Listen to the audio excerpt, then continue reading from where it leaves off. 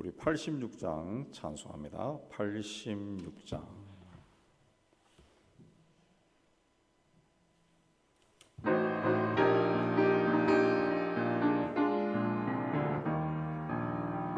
내가 늘 의지하는 예수, 나의 상처 입은 심령은 불쌍하게 여기사 위로하여 주시니, 미쁘신 나의 좋은 친구.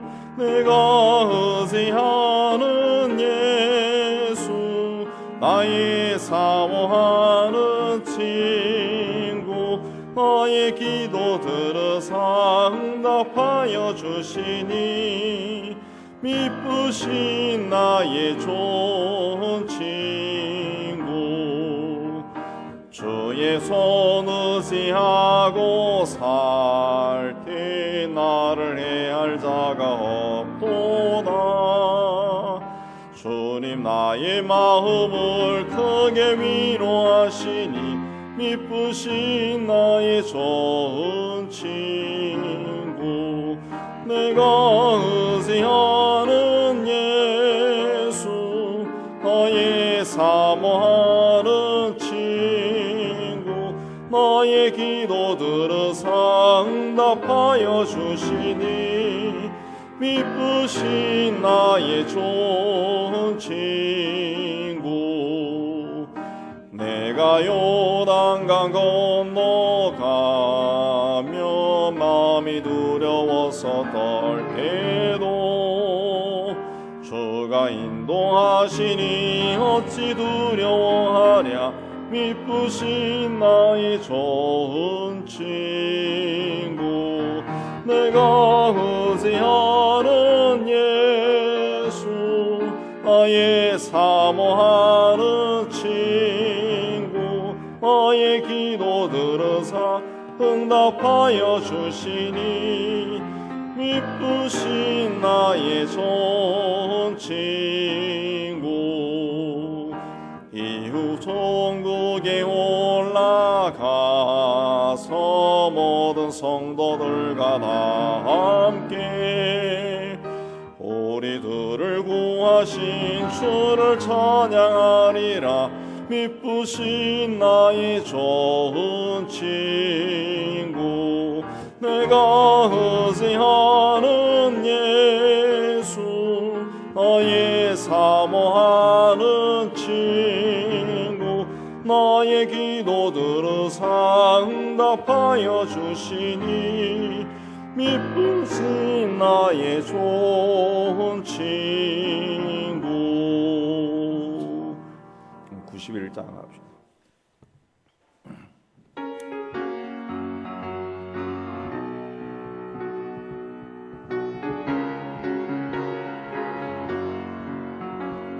슬픈 마음 있는 사람, 예수 이름 믿으며 영원토록 변함없는 기쁜 마음 얻으리.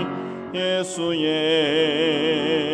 이름은 세상의 소망이요, 예수의 이름은 천국의 기쁨일세. 거룩하신 주의 이름 너의 방패 삼으라. 환난 시험 당할 때에 주께 기도드려라. 예수의 이름은 세상의 소망이요, 예수의 이름은 천국의 기쁨일세. 존귀하신 주의 이름 오리 기쁨 되도다. 주의 품에 안길 때에 기뻐 위하여 찬송 부르리. 예수의 이름은 세상의 소망이요, 예수의 이름은 천국의 기쁨일세. 우리 갈 길 나가노예 보좌 앞에 나아가 왕의 왕께 경배하며 멸류관을 드리리. 예수의 이름은 세상의 소망이요, 예수의 이름은 천국의 기쁨일세. 우리 다 함께 오늘 기도를 위해서 기도하겠습니다. 하나님 아버지, 오늘도 이것으로 인도해 주시고 하나님 오늘도 하나님을 기억하고 기도할 수 있게 해주시는데 참 감사합니다. 하나님은 여전히 살아계시고 우리의 삶을 인도하시고 주장하시는 분이심을 믿습니다. 우리 교회 공동체도 하나님이 세우시고 이것을 통해 하나님의 뜻을 이루어가는 줄 저희가 믿습니다. 오늘 하나님 앞에 나온 모든 하나님의 백성들 그 심령을 주님 주관하여 주시고 하나님을 향해서 온전히 그 마음이 활짝 열리게 해주시고 말씀을 받고 기도의 자리로 나갈 때 하늘 문이 열리고 하나님이 주시는 은혜와 능력 가운데서는 귀하고 복된 시간이 되게 해주시기를 원합니다. 하나님, 기도에 더욱더 사모함으로 참여하는 자들이 되어서 우리 하나님을 뜻을 알고 세상을 향한 하나님의 계획도 알고 하나님의 일에 능동적으로 동참하는 저희가 될 수 있도록 하나님의 은혜 다하여 주시옵소서. 오늘도 우리의 기도를 주께 의탁하며 예수님 이름으로 기도합나이다. 아멘. 자, 오늘 하나님의 말씀은 사도행전 22장 30절에서 23장 11절까지 보겠습니다. 22장 30절 한 절씩 교독합니다. 이튿날 천부장은 유대인들이 무슨 일로 그를 고발하는지 진상을 알고자 하여 그 결박을 풀고 명하여 제사장들과 온 공의를 모으고 바울을 데리고 내려가서 그들 앞에 세우니라.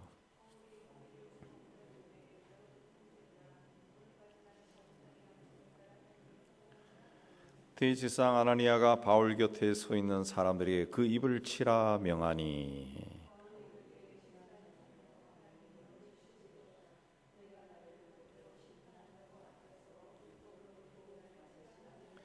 곁에 선 사람들이 말하되 하나님의 대제사장을 내가 욕하느냐.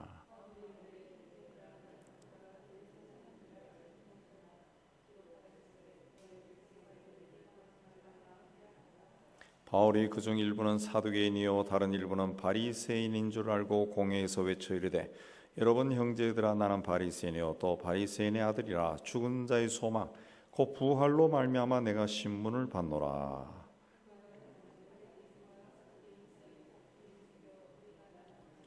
이는 사두개인은 부활도 없고 천사도 없고 영도 없다 하고 바리새인은 다 있다 함이라.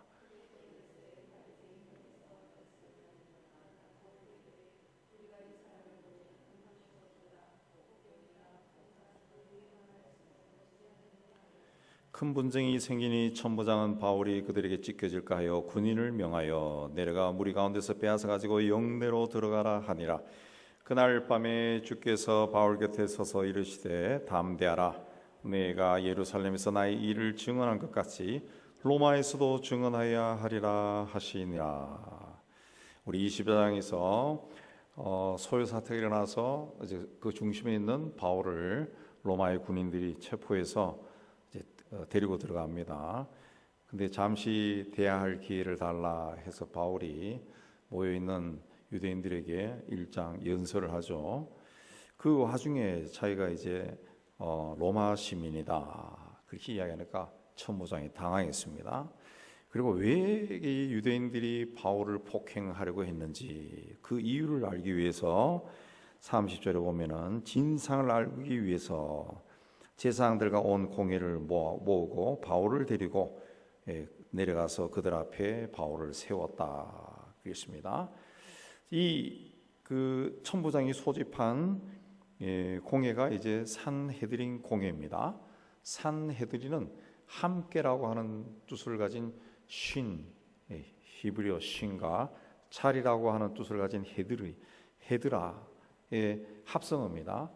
산헤드린은 순수 국산말로 번역한 거고, 신헤드린 이렇게 그래 되니까 함께 자리에 모인 사람, 함께 자리한 사람, 그런 뜻입니다. 함께 자리에 모여서 뭘 이해합니까? 유대 사이의 어떤 법과 질서와 전통과 문화에 대해서 이제 회의를 하는 거죠. 그러니까 어떤 종교적인 또 유대 민족의 어떤 법적인 거, 이런 모든 것을 다루는 유대 민족 최고의 회의가 바로 이 산헤드린 공회입니다. 그 기원은 모세가 출애굽한 후에 혼자서 백성들을 재판하는 것을 보고 모세의 장인이 왜 혼자 하느냐, 지도자를 뽑아서 세워라. 그렇게 해서 지도자를 세우죠.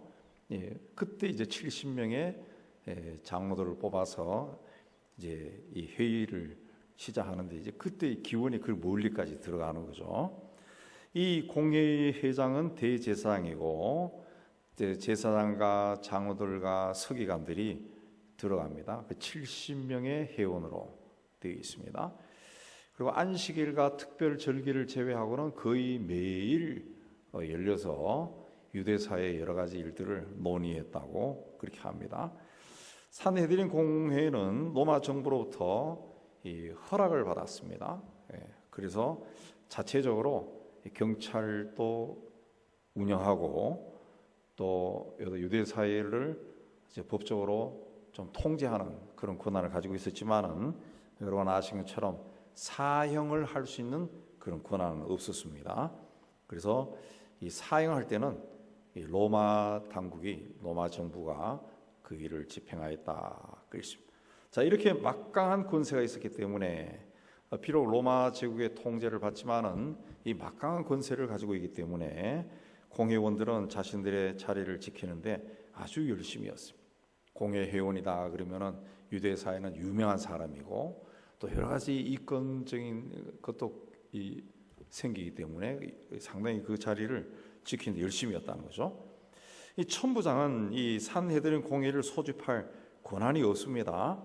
단지 유대인들이 무슨 일로 바울을 고발하는지 그 진상을 알기 위해서 소집했다는 거죠. 그러니까 천부장이 소집했을 때는 공회 회원들만 모인 것이 아니라, 아마 이 바울을 사람들이 막 해하려고 막 달겨들었을 때 그 사람들도 아마 같이 막 들어와 있었을 거예요. 굉장히 오늘 말씀의 문맥을 보면 그랬을 겁니다. 지난번에 말씀드린 것처럼 이 로마 사람인 천부장은 바울이 히브리 말로 유대인들에게 말할 때 무슨 말인지를 몰랐습니다. 그리고 무슨 말을 하니까 사람들이 더 흥분하는 거예요. 그래서 그 진상을 알기 위해서 이제 공회를 모았다는 거죠. 왜 사람들이 바울이 어떤 말을 하니까 흥분하고 그를 죽이려고 막 애를 쓰는지 알고 싶었던 거죠. 그래서 비공식적으로 공회가 소집되었습니다. 거기서 이제 바울이 발언을 시작합니다. 여러분 형제들아, 어느 나라, 어느 민족이나 또 어느 사회 단체나 공식 회의에서 하는 말이 있습니다. 하는 말이, 대통령이 국회에서 연설할 때 존경하는 국회의장, 국회의원 여러분 이렇게 시작하고, 서양에서는 그 유명한 말 Ladies and Gentlemen 그 시작하죠.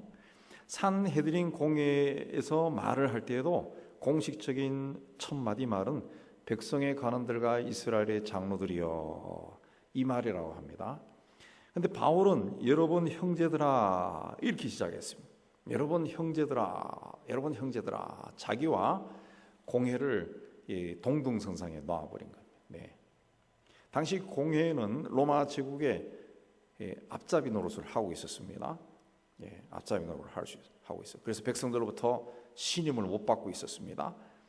또 대제사장 가야바를 위시한 공회원들은 이전에 예수를 십자가에 못 박아 죽인 사람, 예수를 믿는 바울의 입장에서는 존경할 필요가 없는 사람, 적대감을 가질 수밖에 없습니다. 꼭 그래서 그런 건 아니지만 바울은 제일 첫 마디가 형제들이여 이렇게 시작했습니다. 어떻게 보면 이제 예수 안에서 형제들이여, 하나님 안에서 형제들이여, 그런 표현도 되겠죠. 그리고 오늘까지 나는 범사의 양심을 따라 하나님을 섬겼다. 아신 대로 바울은 기독교인을 핍박하는데 아주 열심을 내었던 사람. 다메섹에 사는 그리스도인들을 체포하기 위해 그 먼 거리를 공문을 지참하고 달려갔던 사람이 바로 바울입니다. 바울입니다. 어쩌면 바울이 이 말을 한 것은 그 당시에도 예수 믿는 사람들을 핍박할 때도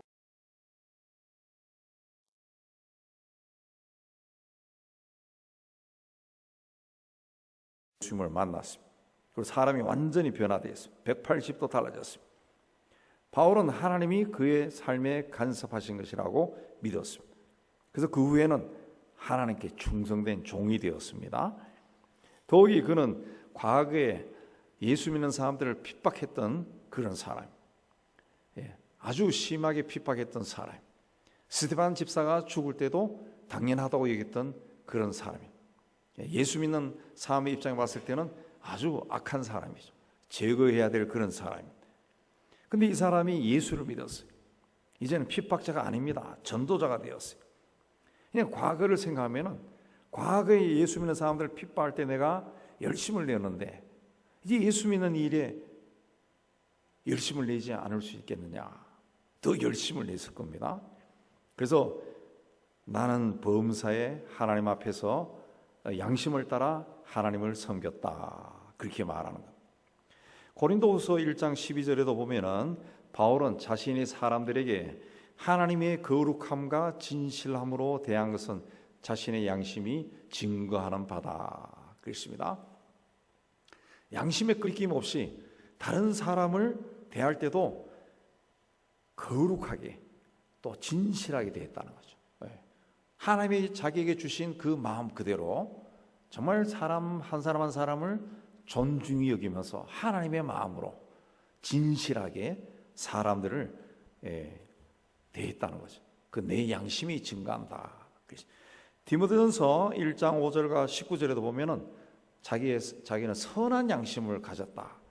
디모데후서 1장 3절에는 청결한 양심이다 되어 있는데, 그 원문을 보면은 다 똑같은 말입니다. 똑같은 말. 선하다라는 말이나 청결한 말이란 말이 다 똑같은 건데, 선한 양심, 이건 뭐 악한 양심에 반대되는 그런 마음이 아니고, 또 청결한 양심은 또 더러운 것에 반대되는 그런 개념이 아니고, 그러니까 선한 양심이나 청결한 양심은 죄가 없다, 더럽지 않다, 어떤 음모를 꾸미지 않는다, 이런 뜻이 아니라 하나님 앞에서 자기가 최선을 다해 일했다는 거예요.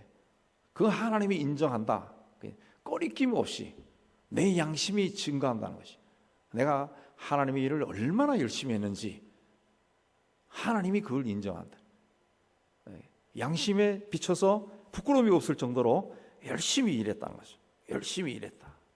그걸 이야기하는 겁니다. 그래서 바울이 고린도서 4장 2절에서 맡은 자에게 구할 것은 충성이다 한 말은 자신의 경험에서 나온 그런 고백입니다. 그는 어떤 형편과 처지에 놓인다 할지라도 그 상황을 보고 생각하고 행동했던 그런 사람이 아니라 언제나 하나님 앞에 선 것처럼 충성을 다해서 일했던 사람. 자, 이 바울이 그 발언하니까 이 대제사장, 당시 대제사장 아나니아가 이 바울의 입을 쳐라 그랬습니다. 바울의 입을 쳐라. 주먹으로 입을 아구통을 한번 날려라, 이 이야기죠. 뭐 입을 쳐라 하는 것은 주먹으로 치라는 거죠. 자, 아나니아가 이렇게 화가 난 이유는 뭔가 먼저 이 바울이 공회에 있는 사람들에게 여러분 형제들아 이런 말을 했다는 거예요. 규례를 어기고 아주 건방지게 형제들아 이 말 한 것이 아주 기분이 나쁜 거예요. 어쩌면 이 당시에 바울보다 거기 모여 있었던 제사장이나 장로들이 나이가 훨씬 많을 겁니다. 자기 아버지 뻘 되는 사람도 있을 거예요. 근데 그런 사람을 향해서 형제들아, 그러니까 아주 막 짜증이 난 거죠. 아주 지금도 기분 나쁜데 더 기분이 나빴어요. 또 나는 지금까지 양심에 따라 하나님을 섬겼다. 그러니까 더 막 분노가 올라온 거죠. 예. 그래서 입을 쳐라 그랬습니다. 저놈이 하고, 성경에는 부드럽게 입을 쳐라 그러지만은 아마 당시에는 막 화가 나서 막 일어나서 부들부들 떨면서 막 뭐라 그랬을 거예요. 예, 뭐라 그랬을 거예요. 대제사장이 봤을 때 바울은 율법을 어긴 사람, 이방인을 데리고 성전에 들어갔던 사람. 이 굉장히 유대인들의 입장에서는 굉장한 사건이죠. 굉장한 일입니다. 공공연하게 유대의 최고 기구인 산헤드린 공회에 들어와서 그 회원들을 무시하는 듯한 발언을 했습니다. 이게 도저히 눈 감고 있을 수가 없습니다. 자, 이때 그 대제사장은 이 종신직이 아니라 제사장 중에서 이제 돌아가면서 1년씩, 2년씩 그렇게 했다고 그렇게 합니다. 그 예수님 시대에는. 아나니아는 헤롯 안티파스에 의해서 대제사장이 된 사람이다. 친로마 정책을 따르다가 유대 민족주의자인 열심당에 의해서 훗날 암살당했습니다.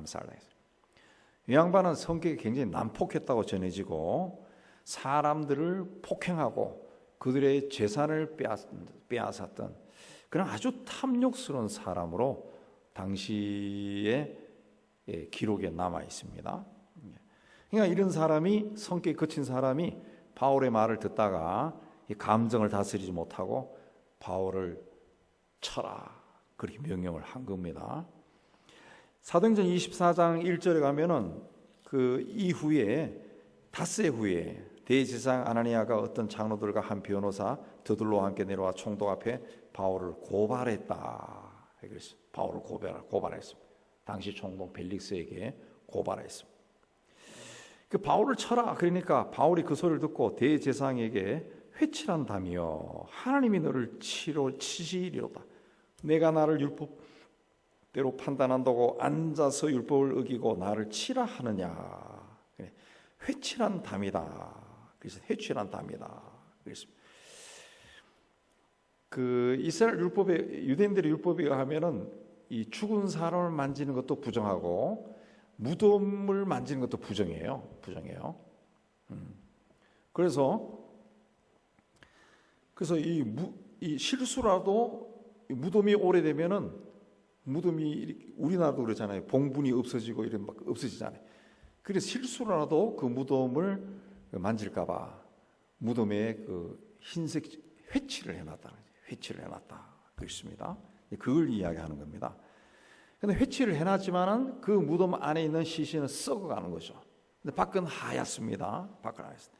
그러니까 죄로 가득 찬 양심을 가리고 외적으로는 하나님의 말씀을 잘 지키는 것처럼 행동하는 당시 종교 지도자들을 회칠한 담이다, 회칠한 무덤이다 이렇게 예수님도 비난했는데 바울이 똑같은 표현을 한 겁니다. 그러니까 율법에 보면은 재판은 공정하게 행해져야 됩니다. 그리고 재판이 끝나기 전에 죄인이라 할지라도 재판이 끝나기 전에는 무죄 추정입니다. 함부로 해서는 안 되는 거예요. 근데 제사장이란 사람이 바울의 말을 듣고 그냥 화가 난다고 저자를 폭행해라 그런 말을 한 겁니다. 그래서 바울이 그를 향해서 회칠한 담이다 그랬습니다. 하나님이 너를 치시러 내가 나를 율법대로 심판한다고 앉아서 율법을 어기고 나를 치라 하느냐 그랬습니다. 이 아나니아 제사장은 바울이 율법을 어겼다고 지금 심판하기 하려고 이렇게 하고 있습니다. 어떤 걸 어겼는가? 그걸 이제 나름대로 산헤드린 공회에서 이제 따지려고 이렇게 하는데 그런 사람이 율법에 어긋난 말을 하니까 회칠한 담이다. 당신이 율법을 어기고 나를 치라 그러냐 그렇게 말한 겁니다. 오늘날에도 우리 기독교인 그러면은 뭔가 이 생각하는 것은 물론이지만 말하는 것이나 행동하는 것이 좀 달라야죠. 예. 동네 사람들이 저 사람이 기독교인이다 다 알고 있는데 사소한 일로 아니 뭐 큰 문제라 할지라도 동네에서 막 악다기를 써가면서 싸우고 막 그렇게 하면은 굉장히 시험 들겠죠. 예. 제가 목사랑 제가 어디 무슨 일을 하다가 잘못했어. 예.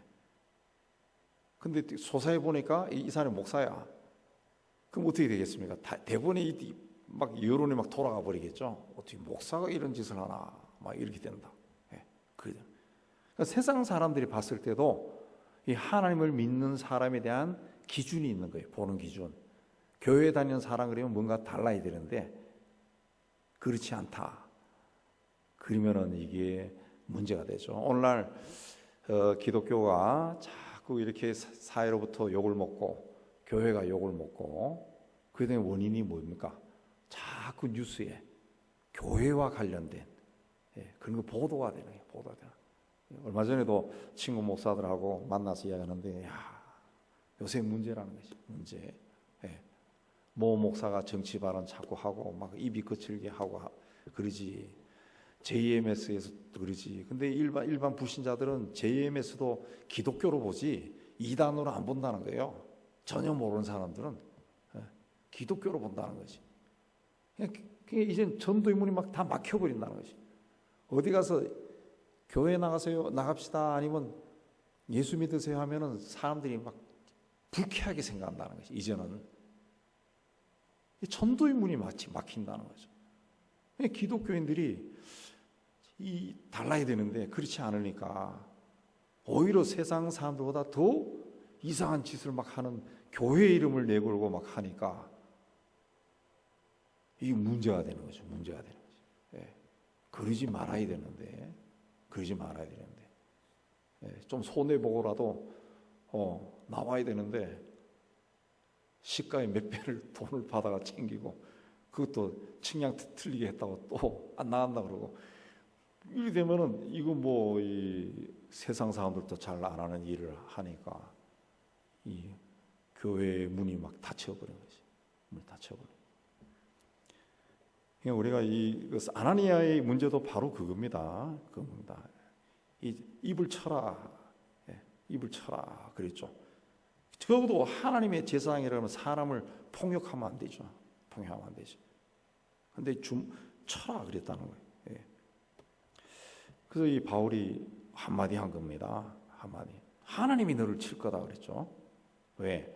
바울은 자기는 하나님의 사도라고 믿고 있습니다. 그 나를 치라 그러니까 하나님이 너를 칠 거다 그랬죠.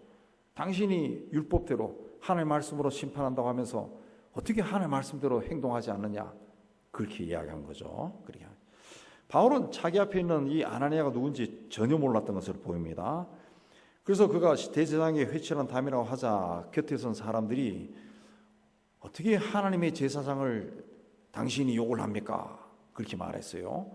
그러니까 5절에 바울이 형제들아 나는 그가 대제사장인 줄 알지 못했다.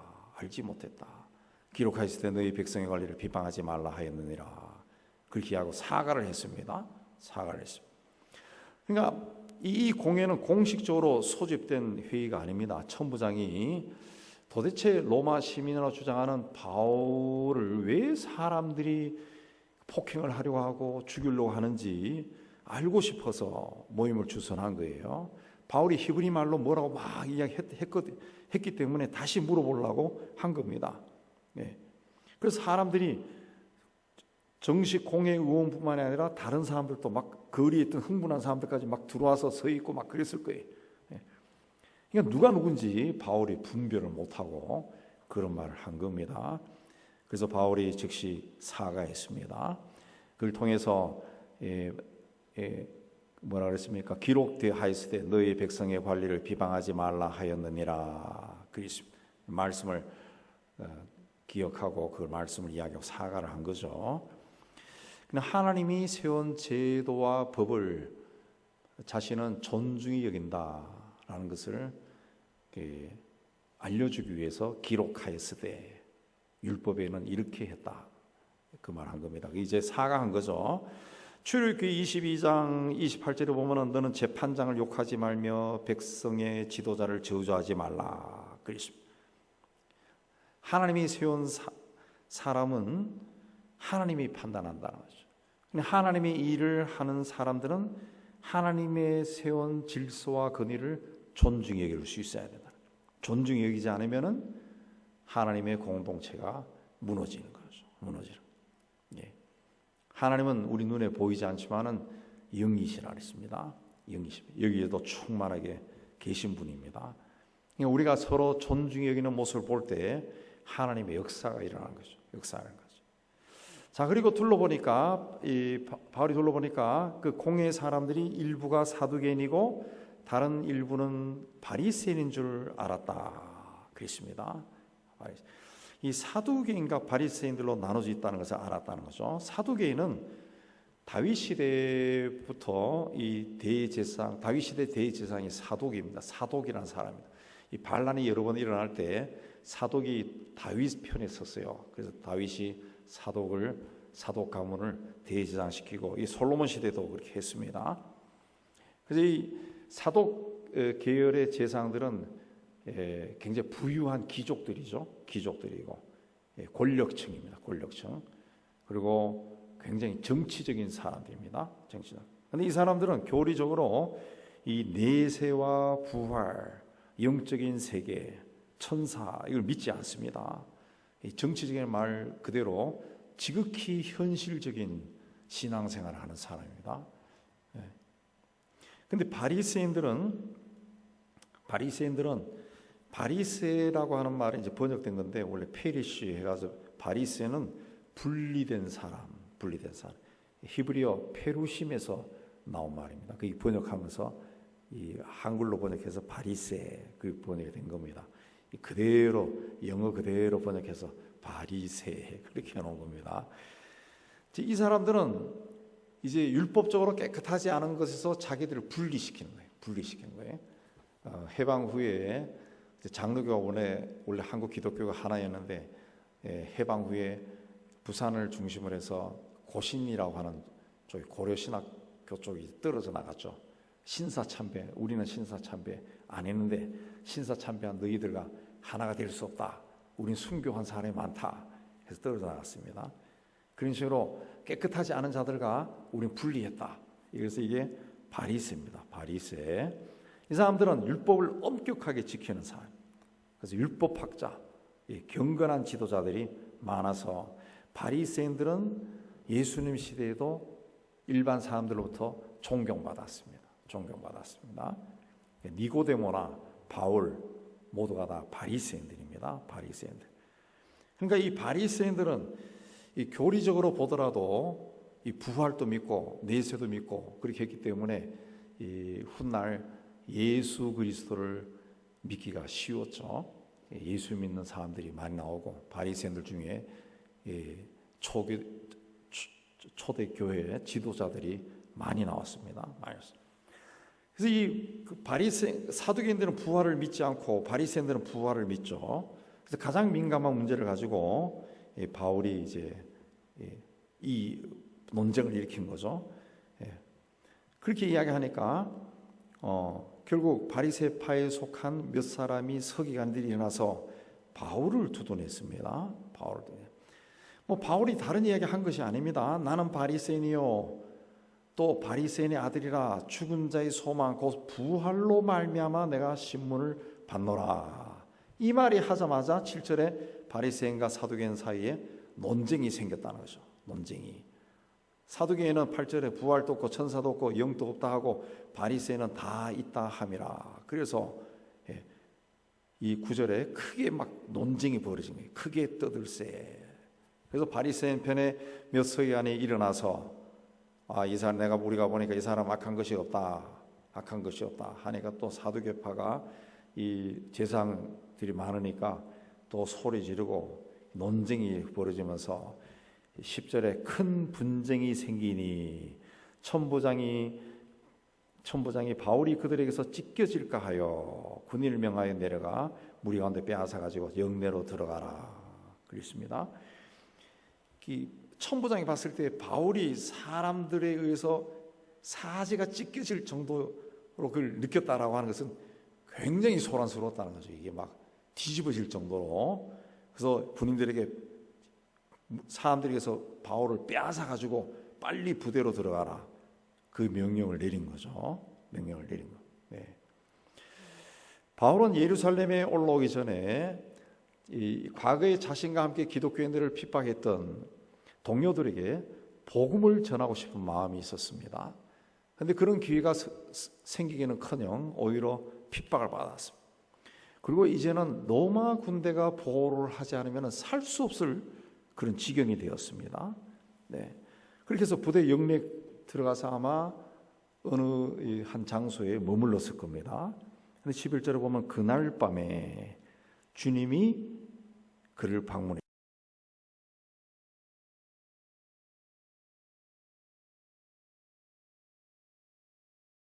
해야 돼, 어떻게 해야 되나 하고 답답했을 때 주께서 바울 곁에 서서 이르시되, 바울을 찾아오신 주께서 그에게 말씀하시기를 담대하라, 담대하라, 담대하라고 주님이 바울에게 말했다는 것은 바울이 굉장히 낙심하고 있었다, 좌절하고 있었다라는 것을 우리가 생각할 수가 있습니다. 담대하라, 내가 예루살렘에서 나의 일을 증언한 것 같이 로마에서도 증언하여야 하리라.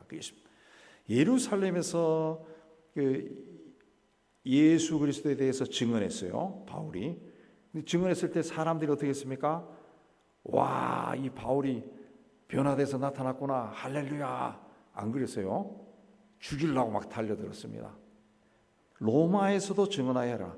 로마에서도 그렇게 될 거다는 거지. 예. 그러니까 앞으로 바울의 그 전도하는 삶이 이제 바울이 이제 결국 이렇게 해서 로마까지 가서 감옥에 갇혔다가 이제 죽는데, 너의 앞길이 그렇게 순탄치는 않을 거다. 예. 그 말을 한 겁니다. 예루살렘에서 전할 때 이렇게 했지. 굉장히 반발이 있었지. 로마에서도 복음을 전할 것이다. 근데 거기서도 이 시련이 올 것이다. 그렇게 이야기합니다. 그러니까 담대해야 된다. 담대해야 된다. 그렇습니다. 오늘날 우리도 복음을 전합니다. 복음을 전합니다. 여러분이 자주 만나는 친구들, 또 아직 믿음이 없는 가족들 보면은 복음을 전하고 싶습니다. 복음을 전하고 싶습니다. 네.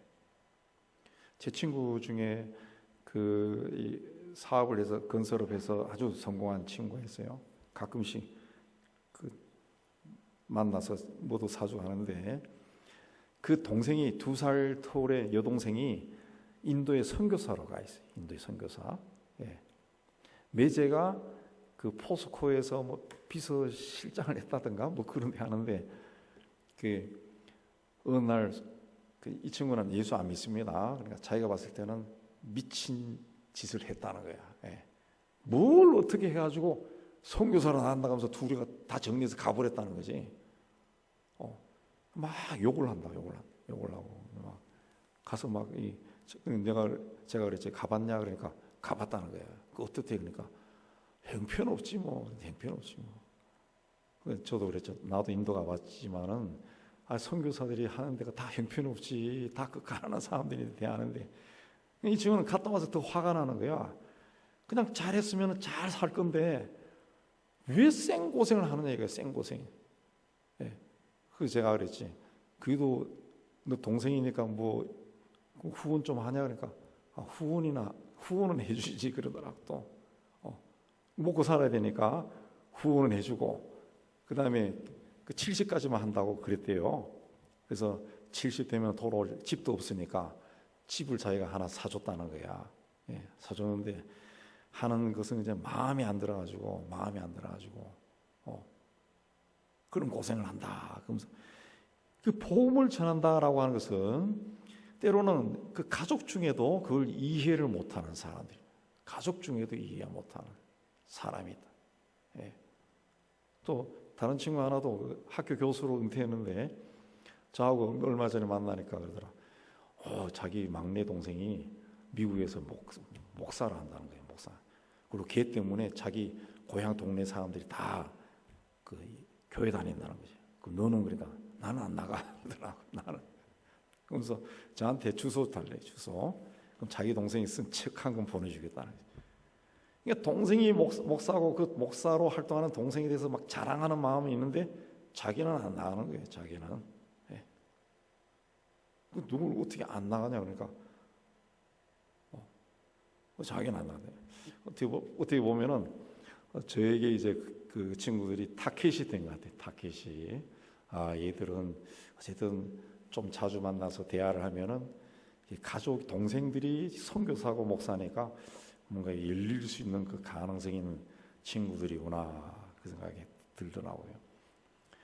그냥 우리가 복음을 들고 어디 가서 복음을 전할 때 모든 사람들이 기다렸습니다. 정말 훌륭한 일을 하시네요. 할렐루야 하지 않는다는 거죠.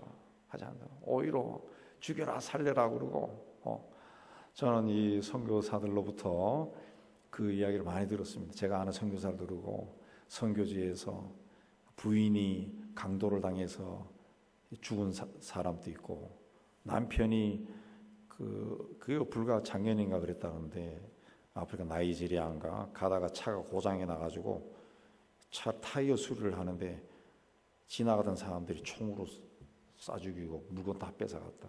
갑자기 세상 떠나고 그런 사람도 있고, 예. 그 보면은 정말 그 인생이 참 허무하고 우리 인생이 어느 날 갑자기 끝날 수도 있구나 그 생각도 드는데 정말 복음이 뭔가 많이 생각하게 하는 겁니다. 그런 죽음의 소식을 들을 때마다 하나님이 그렇게 하나님 일을 하는 사람들을 왜 그렇게 고난을 주시고 갑자기 데려가시는가 뭐 이런 생각보다 인간의 삶이 참 덧없는 거구나. 내 삶도 어느 날 갑자기 끝날 수도 있는데 한 달 전에는 제 친구가 고향 친구가 물론 다른 병이 있었지만은 자다가 심장마비로 죽은 친구도 있어요. 이 삶이 갑자기 끝날 수 있는데 그럼 지금 내가 어떻게 살아야 될까 그런 생각이 많이 듭니다. 예루살렘처럼 로마에서도 증언할 것이다. 담대해야 된다. 예수님이 이야기했습니다. 말씀 그대로 바울이 로마까지 가는 그 여정에서도 풍랑이 일어나고 굉장히 고난이 많았지만 로마에 가서도 쉬운 일만 있었던 게 아닙니다. 굉장히 어렵고 마지막에 결국 참수당했습니다. 참수당했습니다. 로마에 가면 바울이 참수당했다는 그게 있다고 하는데 참수당했습니다. 그럼에도 바울은 끝까지 그 얘기를 갔다는 거죠. 하나님이 함께하는 사람은 고난 속에 있거나 어려운 일을 만났을 때 꼭 우리에게 믿음을 주십니다. 확신을 주십니다. 믿음의 확신을 줍니다. 그날 밤에 주께서 바울 곁에 서서 이르시되 그렇습니다. 우리가 하나님 일을 열심히 하면은 하나님 우리를 절대로 버려두지 않습니다. 세상 끝날까지 내가 너희와 함께 하겠다 그랬습니다. 이 말씀이 우리가 하나님 일을 하면서 힘든 일을 겪었을 때 그때 막 들려옵니다. 막 정말 어찌할 수 없고 어떤 진퇴양난 어떤 벽에 부딪혀가지고 막 우울하게 있을 때 성령을 통해서 우리에게 말씀한 내가 세상 끝날까지 누구야 너와 함께 할 것이다. 그 말씀이 들려온다. 주님은 살아계시고 영으로 우리와 함께 하십니다. 임마누엘로 함께 하신다. 세상 끝날까지 이 주님과 동행하는 여러분이 다 되시기를 주님의 이름으로 축복합니다. 우리 93장 찬송하겠습니다. 93장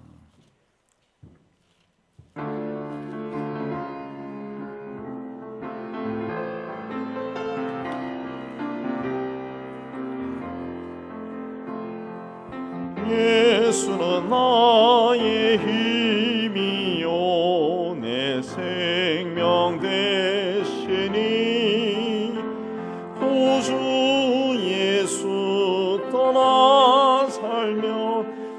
회중에 빠지니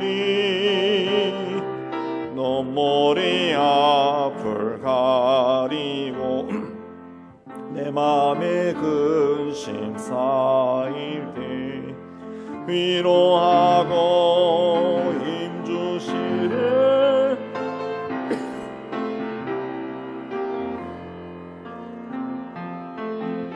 주는 나의 힘이요 내 친구 되시니 그 은혜를 간구하면 풍성히 받으리. 햇빛과 비를 주시니 추수할 곡식 많도다. 귀한 열매 주시는 이 주 예수. 예수는 나의 힘이요 내 기쁨 되시니 그 명령을 준행하여 늘 충성하겠네. 주야로 보호하시며 바른 길 가게 하시니 어찌하고 따라가리. 주 예수.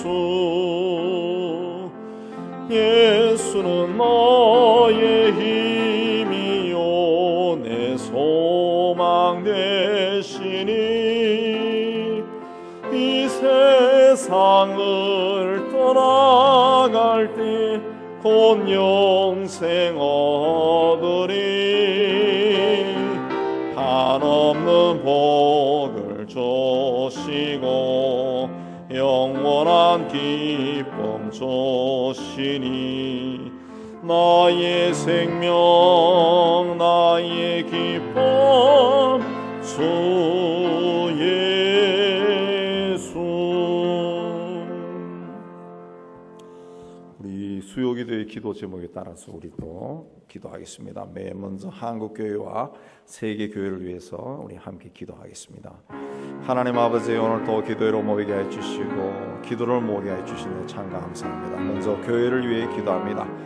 하나님께서 세상을 축복해 주셔서 많은 사람들을 구원의 길에 들어서게 해주시고 그들을 한 공동체로 세워주시니 참 감사합니다. 교회라고 하는 이름 밑에 우리가 모여서 살아오고 있습니다. 하나님, 우리에게 성령으로 충만케 해주시고 하나님 말씀에 순종하고 사는 뜨거움을 허락하여 주시옵소서. 그래서 하나님, 우리 세상에 있는 모든 교회 공동체가 하나님 앞에 반듯하게 서게 해주시고 생각하는 것이나 말하는 것이나 행동하는 것이 모든 사람에게 본이 되게 해 주시기를 원합니다. 하나님, 그래서 하는 세상을 아름답게 하고 복음의 걸림돌이 되지 않도록 하나님 은총 다여 주시기를 원합니다. 하나님, 교회마다 예배로 모이고 기도회로 모이고 또 성도의 교제를 위해서 모일 때마다 성령께서 함께해 주시고 은혜를 다해 주시고 또 축복하여 주시기를 원합니다. 하나님, 말씀의 능력도 다해 주시고 기도와 찬양이 하나님께 영광이 되게 하여 주시기를 원합니다. 무엇보다 복음을 전하는 일에 열심을 내게 하여 주시기를 원합니다. 하나님, 무엇보다 복음을 들고 척박한 땅에 들어가 복음을 전하는 선교사들과 그들의 가족들을 축복해 주시고 온갖 위험과 위험으로부터 저들을 안전하게 지켜주시고 그들이 복음 사역을 끝까지 잘 감당할 수 있도록 하나님 은총 다하여 주시옵소서. 하나님, 각 지역에 있는 우리 교회를 중심으로 성도들이 모여서 하나님 앞에 온전하게 세워지게 해주시고 그리스도인으로 각 지역 사회 속에서 본이 되게 해주시기를 원합니다. 하나님, 세상적인 성공을 자랑하는 것이 아니라 하나님의 말씀에 순종하는 것을 기뻐하고 자랑하는 저희가 되게 해주시기를 원합니다. 특별히 타 종교가 강한 곳에 사는 그리스도인들이 핍박 속에서도 그들의 믿음을 지켜나갈 수 있도록 하나님 은혜 다하여 주시옵소서. 하나님, 교회를 통해 복음을 듣는 사람들이 더욱더 많아지고 하나님의 나라가 교회 공동체를 통해 온전하게 세워지도록 축복하여 주시옵소서. 우리 나라와 민족을 위해 기도합니다. 하나님 아버지, 이 나라와 민족을 주님께서 축복해 주시고 하나님께서 이 땅을 통해서 세상을 새롭게 하는 위대한 역사를 시작하게 주시는 데 참 감사합니다. 이제는 세상 곳곳에 우리나라의 문화와 음식까지 수출되는 그런 일이 일어나고 있습니다. 하나님,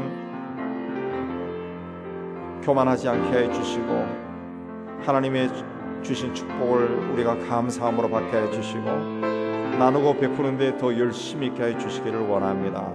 서로 정죄하고 비난하고 비판하면서 공동체를 스스로 허물어뜨리는 어리석은 자들이 되지 않게 하여 주옵소서.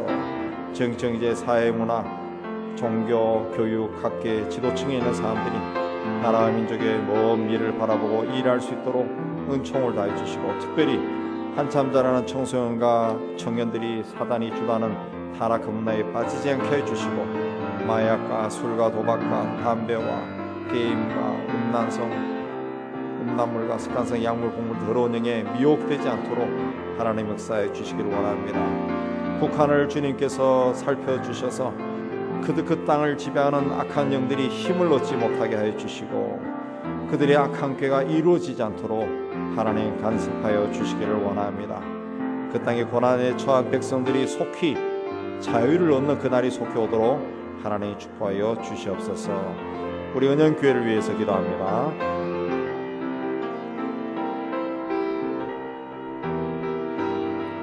하나님 아버지, 우리 교회를 주님 은총을 다해 주시는 데 감사합니다. 은연이란 말 그대로 은혜가 충만한 언덕이 되게 해주시고 교회 생활하는 모든 예배와 기도와 모임에 하나님의 능력이 역사하고 은혜가 넘치게 해주시고 하나님이 주시는 꿈을 꾸는 그런 교회 공동체가 될 수 있도록 하나님 축복해 주시기를 원합니다. 이 지역에 아이들이 참 많습니다. 아이들이 유치부와 아동부와 청소년부로 모이고 대학부로 모이게 해주셔서 하나님 이들이 하나님의 말씀으로 양육되도록 주님 은총 다해 주시기를 원합니다. 하나님, 무엇보다 우리가 더욱더 전도를 열심히 하여서 많은 사람들을 구원의 길로 인도하는 교회가 될 수 있도록 주님 축복해 주시기를 원합니다. 여러 가지로 복음 전도에 방해가 될 일이 많이 일어나지만 그래도 우리 가까운 곳에 있는 사람들에게 하나둘 예수의 그리스도를 전하여서 그들을 구원의 길로 인도하는데 하나님, 우리가 전도의 열정을 잃어버리지 않도록 하나님 은총을 다하여 주시옵소서. 하나님, 교회에 투병 중에 있는 성도들이 참 많습니다. 신장이 약합니다. 위암입니다. 뇌종양입니다. 담낭암입니다. 폐가 허약해졌습니다. 하나님께서 어떤 부분이 약해진지 하나님이 아시오니 모든 것을 고치시는 주님의 치유의 손이 그들의 아픈 곳을 어루만져 주셔서 깨끗함을 입고 건강을 되찾는 그날이 속히 오게 하여 주시옵소서. 머리끝에서 발끝까지 저들의 아픈 부분에 예수 십자가의 보혈이 흐르게 하여 주시옵소서. 깨끗이 치유받게 하여 주시옵소서. 우리 선교를 위해 기도합니다. 하나님 아버지, 우리 교회를 하여금 어려울 때에도 땅끝까지로 복음을 전하는 일에 열심을 다하게 하여 주시는 데 감사합니다. 하나님, 각 지역에 선교하는 우리 선교사님들을 축복해 주시고 그들을 통해서 하나님의 나라가 확장되게 해 주시고 하나님의 은혜 가운데 든든히 세워지는 저들이 다 될 수 있도록 하나님 축복하여 주시옵소서. 하나님, 우리 또 건강도 지켜주셔서 하나님 그 건강에 를 입지 않도록 주께서 은총을 다하여 주시기를 원합니다. 또 이 방세가 강한 곳에서 위협도 당하지 않도록 하나님 간섭하여 주시고 또 선교사님들이 육신이 연약해진 분들도 있습니다. 아픈 부분을 어루만져 주시고 다시 힘을 얻도록 축복하여 주시옵소서. 정치 사회적으로 어려운 IT에서 사역하는 우리 박동환 선교사님에게 주께서 은총 다해 주시고 하나님, IT에서 학교를 세우고 교회를 세우고 하는 모든 일들이 정상적으로 잘 진행되기도 하시고 IT를 불쌍히 주셔서 정치 사회적인 질서가 회복되도록 하나님 축복하여 주시옵소서. 온두라스에 사역하는 우리 고해 선교사님과 그의 제자들을 통해서 남미 선교의 장이 복음의 선도가 계속되도록 주님 축복하여 주시옵소서. 하나님, 탈북 청년 사역하는 이국성 선교사님 통해서 하나님 탈북 청년들이 예수 그리스도를 영접하는 사람들이 하나둘 늘어나게 하여 주시옵소서. 우크라이나와 시리아 내전이 속히 종전이 되게 하여 주시고 그 난민들이 자기 고향으로 돌아가는 귀한 역사 있게 하여 주시기를 원합니다. 터키와 시리아의 지진 피해자들 주께서 돌봐주시고 그들의 가정이 회복되게 하여 주시고 삶의 터가 회복되도록 주님 축복하여 주시옵소서. 우리 하나님 아버지, 다시 우리가 기도할 때 주의 영이 우리와 함께하여 주시옵소서. 이제 자유롭게 기도하시고 돌아가시기 바랍니다.